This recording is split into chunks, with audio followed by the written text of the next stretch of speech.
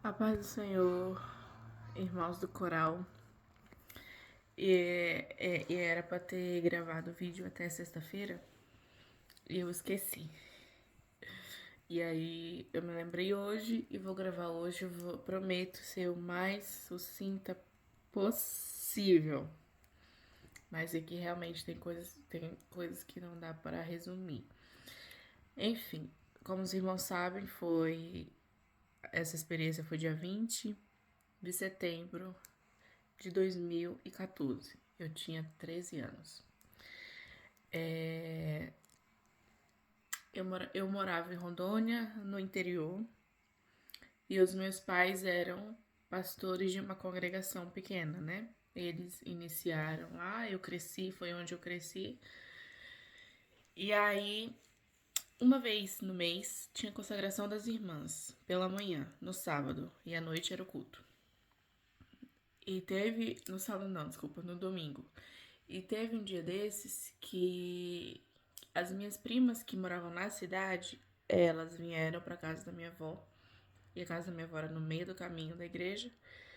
E né, criança, 13 anos, e eu soube que elas vieram e eu e meu irmão pedimos para os meus pais, que a gente sempre ia com eles para a igreja, sempre acompanhava em tudo na igreja. Só que nesse dia especificamente, nós pedimos, fulano e ciclano tá aí, nossos primos, deixa a gente passar o dia aí com a avó. E pronto, a mãe sempre foi uma mulher muito mulher de Deus mesmo, é a minha inspiração, né? Eu falo assim que eu quero ser como ela. A intimidade que ela tem com Deus, eu quero ter um dia. E aí ela disse que nesse dia ela acordou com uma coisa ruim no coração, sentindo uma coisa muito, assim, ruim. Ela sabia que era espiritual e sabia que era ruim. E nesse dia ela estava em consagração, né? Em oração, mas ela imaginava que fosse outra coisa. Enfim. E ela sempre ali em oração em espírito, né? Ela não falou nada pra ninguém, mas depois ela contou. E aí ela tava resistente, ela não queria deixar eu e o Manuel na casa dos meus avós. Só que aí a gente insistiu tanto que ela falou, tá bem, fica. E pronto, eles foram. E assim, lá no Brasil, além de ser Brasil, né, e ser interior, meus pais, eles são eles são do tipo de pastores que eles visitam todo mundo. E nesse dia, geralmente depois da consagração, eles faziam visita em todo mundo ali. E todos os moradores dali, né? E aí, e aí eles não tinham hora pra voltar pra casa. Era sempre assim. E aí nesse dia a gente já sabia que a gente ia ficar o dia todo na minha avó, brincando e tal, com os primos e tal, não sei o quê. E aí tinha uma brincadeira, assim. Eu sempre falo essa introdução porque foi daí que começou, né? Mas não significa que foi por causa disso. Eu nunca tive problema de asma, de nenhum problema de respiração, né? Porque foi a partir da falta de ar que eu passei muito mal, que vinha a falecer. Nesse dia, as minhas primas estavam com uma brincadeira de estralar os ossos. Aquela de estralar assim, né? Estralar o peito, as costas, não sei o quê. E aí, estralou em mim, só que aí depois dessa brincadeira, nós almoçamos, isso era de manhãzinha. Nós almoçamos, depois do almoço eu comecei a sentir uma falta de ar, como se eu estivesse cansada. Sabe quando a gente corre muito além do que o habitual, a gente fica ofegante? E eu comecei a ficar assim aos poucos e fiquei já muito agoniada e fui lá contar pra minha avó. Vó, não tô me sentindo bem, tô com falta de ar. Aí ela fez uma oração, ela falou, essa blusa, velho, é muito apertada. Tira essa blusa. Eu coloquei uma blusa lá dela, mais folgada. E aí, aí eu fiz uma oração, aí eu fiquei sentadinha. Aí ela falou, melhorou, melhorou. E aí continuamos ali a vida, aí foi passando a tarde, a gente foi visitar ali uns parentes e tal, brincando e tal. Na volta pra casa já ia dar 10 horas da noite. Aí nós íamos voltar com ela pra casa dela. E aí aquela falta de ar que eu senti à tarde depois do almoço voltou bem mais intensa. E eu comecei assim. É como se eu realmente não conseguisse respirar. É como se o ar que eu puxasse não entrasse dentro de mim. e fosse insuficiente. Essa é a sensação e a lembrança que eu tenho.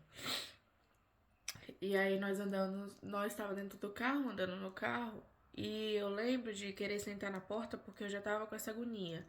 Falei, deixa eu sentar na porta e abaixei o vidro e meti, né, a cabeça para fora pra ver se o vento soprava no meu rosto e aliviava, mas só piorava. E aí todo mundo começou a ver que a Lohane não tava bem, tava mesmo passando mal, tava mesmo já ficando desesperada. E aí a minha tia falou assim: vamos deixar todo mundo, né, as crianças em casa e vamos levá-la pro posto de saúde. E aí, alguém arranja lá, fala pro fulano ir lá falar com, avisar os pais da Lohane que nós estamos indo pra 28, que eles moravam mesmo no sítio, era uma fazenda. E aí, 9 quilômetros pra frente, ficava uma cidadezinha que era onde eu morava. E lá tinha um posto de saúde. Aí falou, fala pra alguém, porque também lá onde eu morava não tinha linha telefônica. Então a gente só se comunicava por internet ou telefone fixo. E onde meus pais estavam não tinha telefone fixo. E a internet também, a gente não tinha muito costume de andar com telemóvel, assim. Então, tinha mesmo que uma pessoa sair de casa para ir lá procurar ele, ver em quais casas ele poderia estar, para poder avisá-lo que minha avó e minha tia iam me levar pro posto de saúde que eu não tava bem. Pronto. Aconteceu isso, uma pessoa foi lá avisar eles e a gente já tava no posto de saúde. No posto de saúde só tinha, para atender as pessoas, tinha uma enfermeira apenas e uma ambulância e o vigia. Quando nós chegamos lá, só tava o vigia. A única enfermeira que tinha lá, juntamente com o motorista e a ambulância, tinha ido para uma cidade mais próxima, que era Nova Mamoré, a 60 quilômetros, socorrer um cara que apareceu lá esfaqueado. Então ela tinha acabado de sair para levar ele lá, que lá tinha mais recursos, e porque o ferimento do homem era grave, então só tava ali o vigia falou, vou ter que esperar eles voltarem. E aí, minha avó, eu lembro de ter deitado no colo da minha avó, e a partir desse momento, o ar começou a faltar mesmo a sério. Eu tava assim. E eu começava a puxar mais fundo. Mas. Porque eu já tava desesperada, querendo respirar e usava a força que eu tinha, que tava já acabando, pra puxar ar. E mesmo assim não funcionava. E eu lembro de deitar no colo da minha avó e já assim, meio estranho, meio mole, meio mole. O meu corpo começou a ficar dormente. Os meus braços e as minhas pernas começaram a ficar dormentes aos poucos. E eu comecei a sentir isso. E eu fui falando pra minha avó, vó, meus braços e minhas pernas estão ficando dormentes, eu não consigo andar. Ela falou, deita aqui, deita aqui. Enfim, passou ali alguns minutos, não sei quantos. E meus pais nada de chegar, porque eles estavam mais longe ainda. Da casa da minha avó, que era metade, a casa da minha avó ficava na metade do caminho da igreja, então da casa da minha avó até onde nós estávamos era 9 quilômetros ou 12, não lembro. E eles estavam mais pra frente ainda. E não sabia ao certo aonde eles estavam. Então foi o meu tio, foi lá procurar eles de moto. E aí, sem notícias, sem saber se tinha conseguido falar com eles, o segurança lá do posto de saúde ligando pra enfermeira pra ver onde ela tava, que tinha uma pessoa, ele avisando, né, tinha lá uma criança precisando com urgência, eles estavam correndo na estrada, só tinha que esperar. E a cada minuto que passava eu ficava pior, eu não sabia, tipo, a minha consciência também tava meio que indo embora aos poucos, sabe? E aí, só sei que essa enfermeira chegou, junto com o motorista, ela conseguiu me levar nos braços pra maca, pra salinha de atendimento, perguntando o que tinha acontecido, se eu tinha tomado, enfim. Só sei que depois meus pais, a enfermeira aplicou um remédio, né, injeção no meu braço, eu não sei o que, ela aplicou alguma coisa, Foi bem na hora que os meus pais chegaram. Ela aplicou e meus pais chegaram. Minha mãe já, né, desesperada. O que que foi, Lohane? Dona Francisca, que é a sogra dela, a minha avó. O que que aconteceu? Minha avó nem ela sabia. Ela começou a sentir falta de ar e tá assim. E quando meus pais chegaram, eu já tava no nível, assim, que eu tava me retorcendo toda. Sabe, quando é o seu corpo sozinho, faz sozinho aquilo pra poder sobreviver. Então eu tava me retorcendo toda assim, ó, puxando o ar na maca. Eu lembro disso. Eu tava assim. E fazia muita força, muito, me esforçava mesmo pra poder respirar. E a minha mãe vendo aquilo, ela ficou muito desesperada. Meu pai ficou assim, o que que foi? Enfim, meu pai foi perguntar. Meu pai foi lá perguntar pra mim, o que que foi, Lohane, que aconteceu? Só que eu não conseguia dizer nada. Dizer nada, minha língua enrolada, assim. Eu não conseguia abrir os olhos, eu ficava com os olhos tudo revirado. E a minha mãe, foi quando a minha mãe insistiu muito pra gente sair e ir pra aquela cidade mais próxima onde tinha mais recurso, né? Porque ali não tinha muito recurso, só tinha o básico do básico do básico. Então, e a enfermeira ali um pouco resistente, porque ela tinha acabado de aplicar um remédio, ela falou tem que esperar fazer efeito pra ver se ela se acalma. E pronto, minha mãe convenceu e fomos. E lá não tem asfalto. Lá é uma região que não tem asfalto, só tem nas rodovias principais. Então, desse interior, lá onde eu morava, essa cidadezinha, até essa cidade, 60 quilômetros, não era asfaltada, era estrada de chão esburacada, irmãos. Que o povo andava com o carro assim, ó, bem devagarzinho para não estragar o carro. Então, o pessoal calculava geralmente uma viagem dessa de 60 quilômetros, dessa cidade onde eu morava até essa outra cidade, umas 3 horas, 4 horas de viagem, 60 quilômetros, porque o pessoal ia bem devagarzinho mesmo. Só que como era ambulância, era urgente, então eles corriam, né? E meu pai falou, vocês vão que eu vou atrás de vocês. Só que até então, a minha mãe, ela tava muito preocupada porque como eu já tinha perdido o sentido do meu corpo, eu tava mole, parecia, pegava assim, sabe aquelas bonecas de pano que caem assim? Parecia isso, meu corpo. Eu não tinha mais controle. Eu não conseguia segurar, não tinha mais consciência do meu corpo nesse momento. Então, meu pai me pegou no colo, me pôs lá na maca da ambulância. E a minha mãe queria que meu pai fosse. Porque ela falou, se essa menina desmaiar, eu não consigo carregar. Porque minha mãe, quem não conhece, ela é muito baixinha. Tem 1 metro e, sei lá, 60, 55, por aí. Ela é muito pequenininha. E o meu pai já é grandão. E ela falou, Loíva, eu não aguento segurar com a Lohane, então vai você. Só que meu pai tinha que ir em casa buscar documentos, buscar muda de roupa.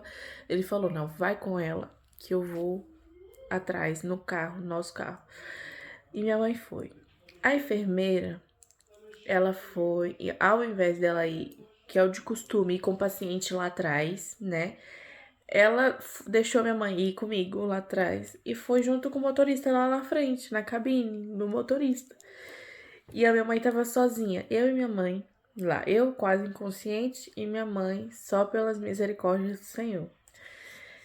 E ela sentiu que aquilo era com ela, era uma batalha espiritual que ela tava entrando. E ela sentiu e ela falou: tá bom, eu vou. Fomos, iniciamos a viagem.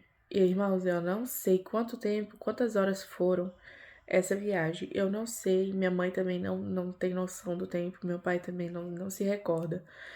Mas eu creio ter sido uma hora, 2 horas, umas 2 horas e meia de viagem. Correndo, né? O máximo que eles conseguiam, porque também não era uma das ambulâncias melhores. Era as mais ralezinhas que tinha disponível. Sem muito espaço, bem pequenininha, apertadinha, sem muito recurso lá dentro. Eu tava. E aí a enfermeira. Como eu não conseguia respirar, a enfermeira colocou aquele tubo de oxigênio em mim. Só que a minha mãe disse que eu comecei a espumar pela boca, pelo nariz, que aquele ar não entrava em mim, não entrava no meu nariz. E ela falou que começou a me ver ficar pálida, né? E aí a viagem começou. Não me amarraram, que o certo era me amarrar, como eu não tinha controles mais sobre o meu corpo. E com o balanço da ambulância, né, pela estrada esburacada, então era perigoso eu bater a cabeça ali nos ferros, né, ali ao redor. E minha mãe, tadinha, não tinha onde se sentar, ai, foi uma luta mesmo. E ela, do jeito que ela pôde, ela falou que protegia minha cabeça pra não bater. Meu corpo, assim, meus braços, tava tudo jogado, balançando, balançando. E ela começou a orar. Ela falou que ela sentiu mesmo o espírito da morte vindo. Então ela começou a repreender e a guerrear. Ela começou a erguer a voz e a guerrear, repreendendo o espírito da morte, falando diretamente com o espírito da morte, porque ela sabia que ela estava ali, que o espírito estava ali, naquela ambulância. E aí, nesse momento, já tinha passado algum tempo, eu vi, quando minha cabeça estava mexendo assim, né, com balanço, involuntariamente, e quando ela virou assim pro lado, pra parede da ambulância, eu vi uma caveira enorme perto de mim, assim, ó, que apareceu na parede, assim, ó, pra mim. E eu já não tinha mais força, eu tava assim nas últimas, tava assim. A única coisa que eu queria era respirar, mas eu não conseguia. E aí eu juntei, eu não sei nem que força que eu juntei, a última força que eu tinha, e falei, mãe, o espírito da morte tá aqui. Aqueles gritos, sabe? Aqueles gritos feios, assim. Eu falei, mãe, o espírito da morte tá aqui. E ela começou a gritar também, a erguer a voz e repreender. Espírito da morte, você não tem poder para levar minha filha. Minha filha é promessa de Deus na minha vida. Minha filha não vai morrer enquanto o Senhor não cumprir as promessas que Ele tem na vida dela. Você não tem poder. E ela começou a guerrear, irmãos, entrarem na batalha mesmo. E foi quando ela falou que eu dei um grito. Eu não me lembro disso. Ela falou que eu dei aquele grito feio, sabe, de morte. Ela falou que eu gritei assim. Ah! E depois daí ela falou que foi quando eu desfaleci mesmo. E aí quando eu tava assim, agoniada, eu olhei pra cima. E aí foi quando veio. É que sabe quando você tá no escuro e bate a foto com flash bem na sua cara, assim? Nessa hora veio um flash no meu rosto. E quando foi uma questão de segundos. Quando aquele flash bateu em mim, aquela agonia intensa, aquela agonia, meu corpo todo retorcido, que eu não tinha mais controle. Aquela agonia assim, ó, foi embora, irmãos, no piscar de olho.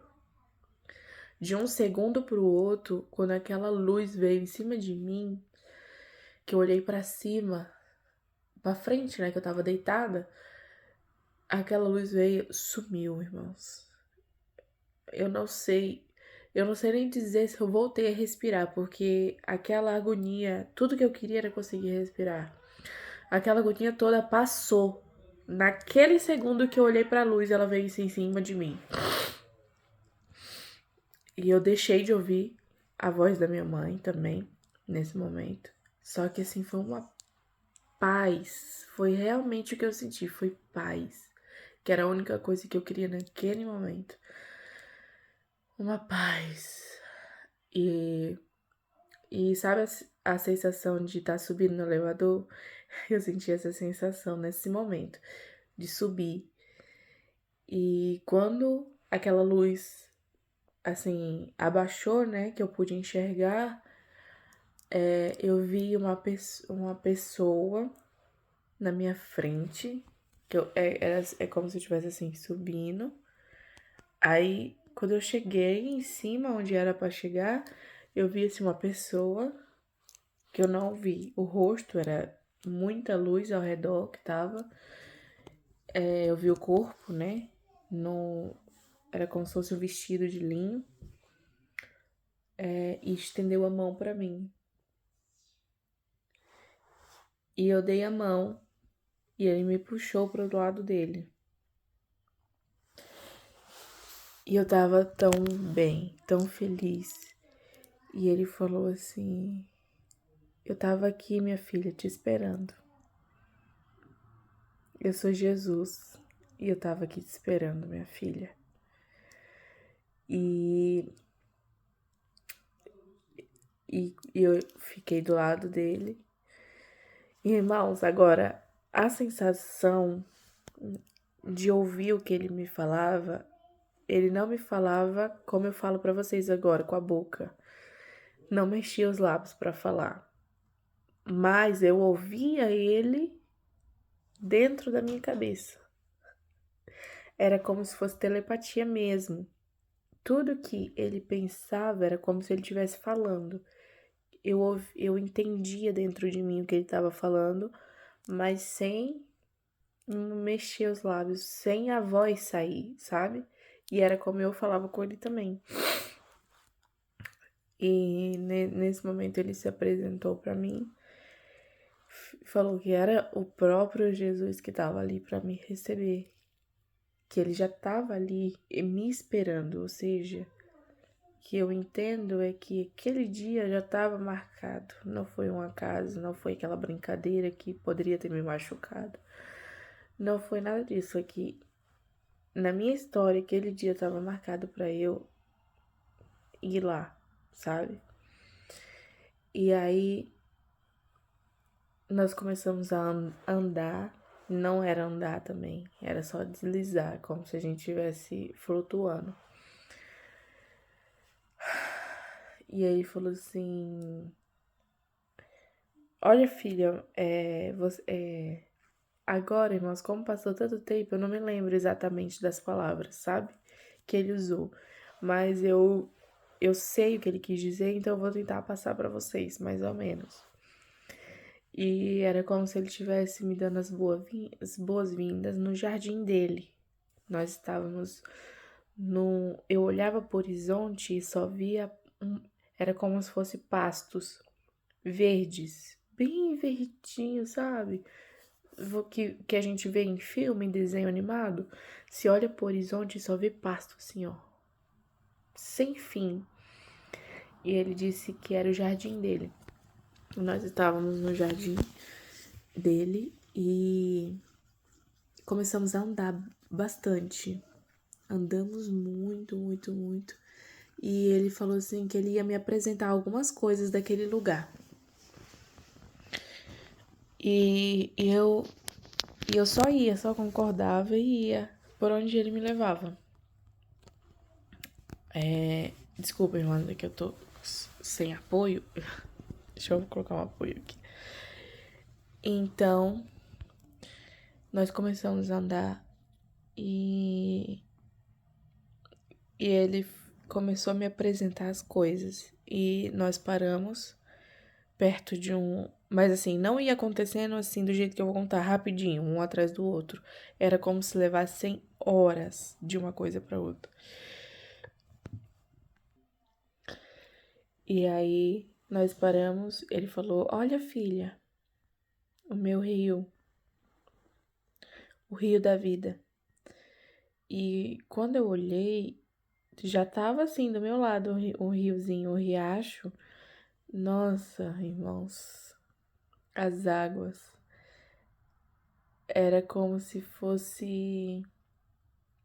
Eu não sei explicar, era como se fosse uma gelatina transparente, sabe? Com um movimento assim, brilhoso. Tinha brilho na água. Porque eu ia dizer que é o sol, mas não tinha sol lá, não tinha nada no céu. Era tudo muito claro, mas não tinha nada no céu.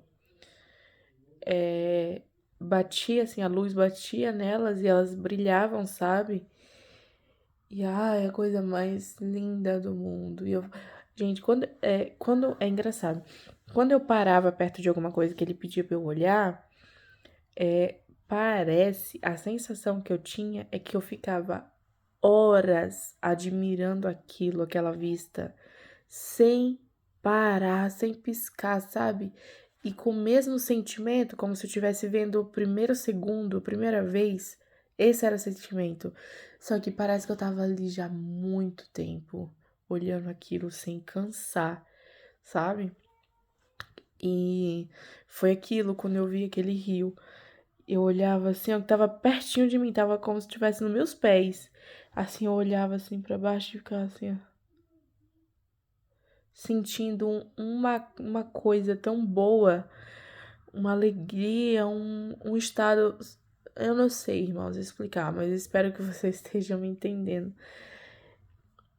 Tudo assim, ó. Ai, e eu acompanhava com os olhos para onde ele ia, e ele ia e não tinha mais fim. Ele ia assim, ó. Ah, é muito lindo, irmãos. E aí nós continuamos andando e ele falou assim: olha lá, olha pra frente. E eu olhei e me deparei com uma árvore. Tava na minha frente já, assim. É como se a gente estivesse andando. Como se a coisa estivesse aparecendo do nada na minha frente. Quando ele dizia pra eu olhar. E aí apareceu uma árvore na minha frente. Enorme, irmãos. Era como se eu tivesse desse tamanho perto da árvore. As raízes gigantescas. Quem já foi em Paris, quando você tá perto assim da torre, que de longe ela é desse tamanho, quando você tá lá perto, o pé dela é imenso, assim, você tá debaixo, assim, você vê um negócio enorme. Era essa sensação. Eu era desse tamanho, tava assim, ó, no pé da árvore.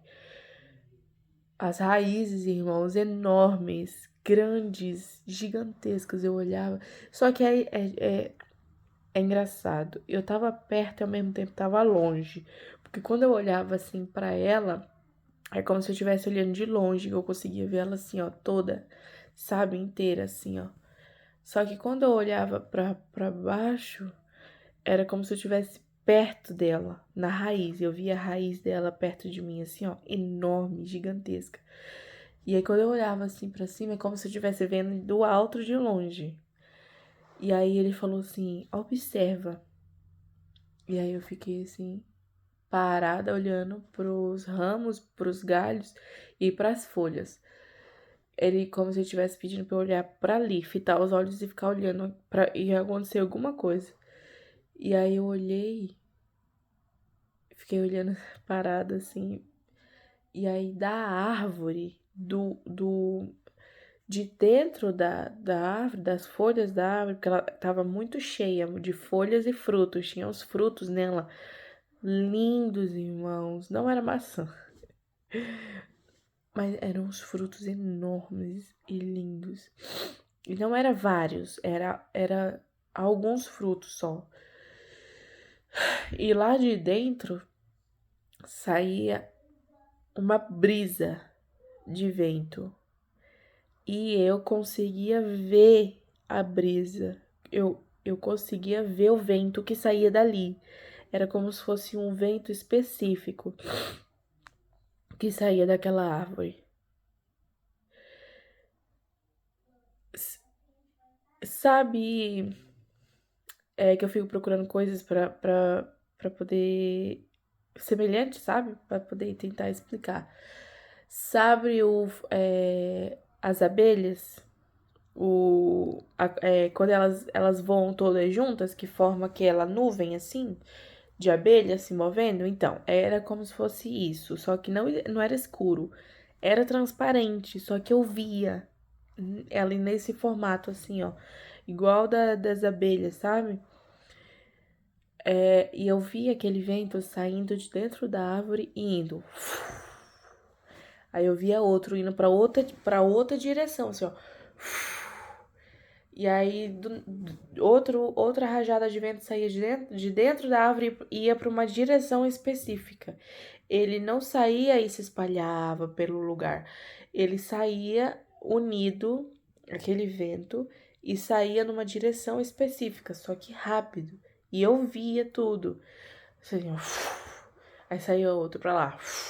E saía outro pra lá. E aí, de repente, veio na minha direção uma rajada dessa de vento, assim, ó. E veio em mim, eu sentia meus cabelos se mexer assim com o vento. Sim, sabe quando tá ventando, esse cabelo mexe? Eu senti isso nesse momento apenas. E eu não sei explicar, mas nesse momento, a minha mãe disse, depois que eu contei pra ela de tudo que eu vivenciei, ela disse que teve um momento que ela já sabia que eu já tava morta, que meu corpo já tava sem vida. Nesse momento, ela falou que o meu corpo fez assim uma única vez. Assim, eu tava assim, com o olho fechado, né? Assim, sei lá como eu tava, irmão, não sei.